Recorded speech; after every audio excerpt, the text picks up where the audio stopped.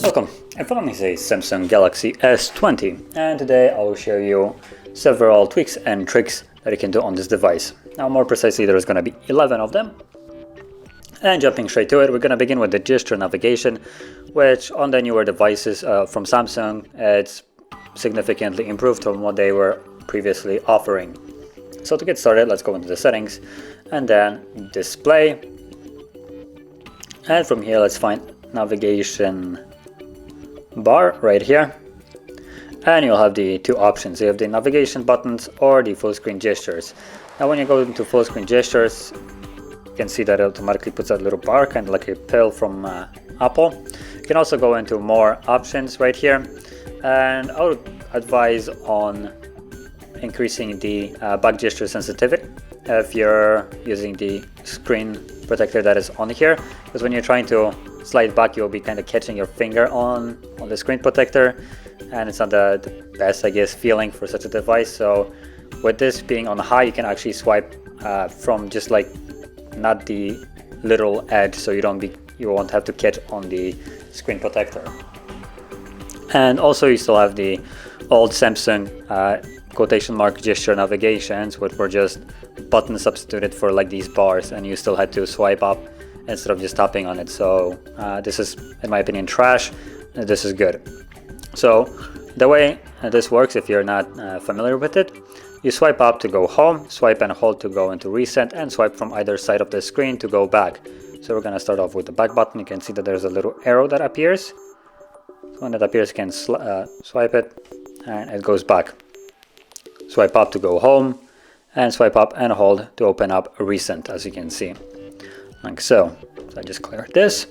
So that's the first one. Now moving on, the next thing I will go is a simple rotation option. Now, to have it functioning, you will actually have to turn off the auto rotate, which is right here. So you have auto rotate. That's usually by default how the device comes. So you want to turn it off, and then when you're using your whatever it is you're watching, the display won't be flipping around, but you still have the option to flip it whenever you actually want to. So just flip it over, and it looks like it only works with a bar, not gestures, so that's unfortunate. I'm gonna switch it back so I can actually show it. Otherwise I wouldn't really have 11, just 10. So let's go back into bar, turn this on, and now keep in mind this is still locked, so the device won't be able to rotate. And probably also would help if I actually had something open that I can rotate, which I think Play Store is a one that can rotate. So if I flip it over, there it is. So now you can see it.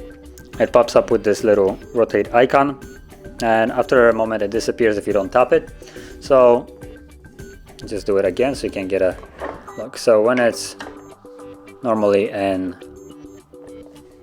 portrait, and then you swipe to landscape, you tap on it, and then it flips it, and automatically it locks the app to the landscape. So if you flip it over, you actually have to tap on it again to flip it back, like so. And keep in mind that the screen is still locked, so it won't be flipping around whenever you actually don't want it to. So you got the option to click it. I'm actually gonna go back to the gesture just to see if it still works. So it was under the display, and right here. Let's open up this and see if it still works. It actually still does. So you get this icon right here, the gray. So even in the gesture navigation, it works. It just I didn't open up an app that would support it. So there we go. There we go. So now it's back to normal. So moving on, we're going to go into the adaptive sound, which I actually won't be able to fully show. This is something that you'll actually have to do it yourself to get the full grasp on how it works. But I can show you where it's located and describe what it does. So when you go into the settings, we will go into sound and vibration right here. Then scroll down to sound quality and effects and adapt sound. and you have a couple of them right here. So you have off, no boost, you have under 30, 30 to 60, and 60 and above. Now these are just presets, but you can create your own personalized preset by just tapping on start, but because there's no headphones connected, it will give me a message connect headset to start. So that's what I mean that I can't really show it. Even if I would connect it, you won't be able to hear what it does. But what it does is it will start playing super faint sound. So you want to be in a room that is quiet with fairly decent headset on that you can actually hear. And then you press start and it starts playing either on left or right ear a super faint sound, just like a beeping or just humming noise. And what you have to do is select if you can either hear it or not. And depending on what you select, it will actually adjust the equalizer to your specific hearing. And once you finish up the entire test of it, it will give you a new option right here, your personal one, and then you can just tap on that one to select it, kind of like you would select these ones. So then you select it and automatically it enables your personalized equalizer. So moving on, we're going to go into a pop-up view, which is just a simple, I guess I would say improved version of multitasking. So when you have some kind of app, just open up YouTube as a good example. So let's go into recent. From here, you want to tap on the icon itself and you will have the option to open in pop-up view. And when you tap on it, you get this tiny little window that you can move around. You can also resize it to make it super small like this and still interact with it. And you can open other apps and this will just stay on top of it. And you can move it around if it's in your way, move it to the side. Now, one thing that to keep in mind, I just closed this by mistake. If you're using the pop-up view, like it is right now, and you're listening to something on YouTube, because you can actually continue to listen something even though you're interacting with other apps, it will continue to play. If you go home, it will minimize it, or it should minimize it. Just open up something else and see. There we go. So it minimizes it into an app head. And when that actually happens, it will pause your playback of whatever you are listening to. So if you want to kind of skip this, that it minimizes, then you have to open it back up. When you're in the app, just swipe back. And that will close it while not actually closing the YouTube pop-up itself. And from here you can resize it also to be bigger, go full screen, or just simply close it by tapping on the X that was there. So moving on, we're gonna go into the,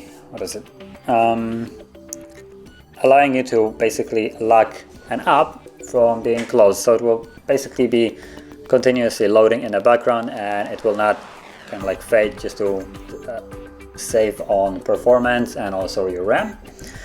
So for instance, I just say some app updates while it's in the foreground, or when it's I guess only in the foreground, but when it's minimized or closed, it updates, for instance, every 10 minutes. You can force it, for instance, not sure what would be a good example right here. There'll be some messaging app, which there is none, I would say. Yeah, I don't think there is any. So let's just use any kind of app as an example. So when you tap on, again, the button right there, you have quick open for, or keep open for quick launch. And when you tap on that, you have this little lock right here. And number one, when you clear, it should, I believe, stay, or just keep it open anyway. And it will always be basically open just for you to quickly access the app. And even though, for instance, it's closed, it don't need to load. I guess I can't close it now. So it just allows the app to be constantly open and running, even though, for instance, it's not visible right now. So, like I said, good option for apps that basically refresh only when they're open. Now moving on, we're going to go into the dark mode, which this device has built an option to.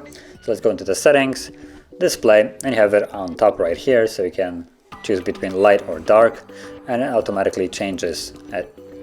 And that is basically system wide, so Also other apps will be supported by this, as you can see once they actually load up. So you can see almost everything is supported. And also another thing to keep in mind with pure black backgrounds, for instance, like it's right here, the battery actually gains on that as well, because the black pixels that are right now displayed, they don't actually need to be lit up, so the device doesn't need to waste as much energy on lighting up the basically inactive areas, so it will save on battery. So it's just a nice way to also have pleasant to the eye display at night and also save the battery on top of that. And then moving on, we're gonna go into something that has been active for this entire video, which is the 120 frames display. Although because I'm recording at only 60, you won't actually get to see it to the full potential on the video. It's only going to be visible on the device.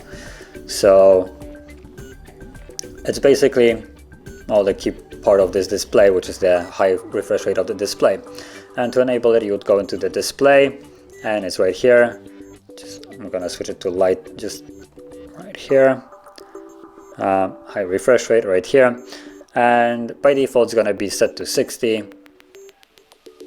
and also shows you animation and comparison to 60 to 120, but honestly 60 is already smooth, so this comparison is super exaggerated and it doesn't look as jaggedy as it normally does.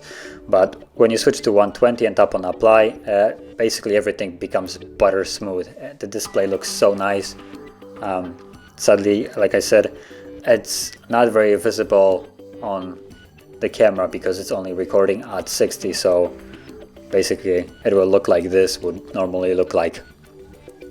So when you have the device and you switch this on, you'll immediately see the difference.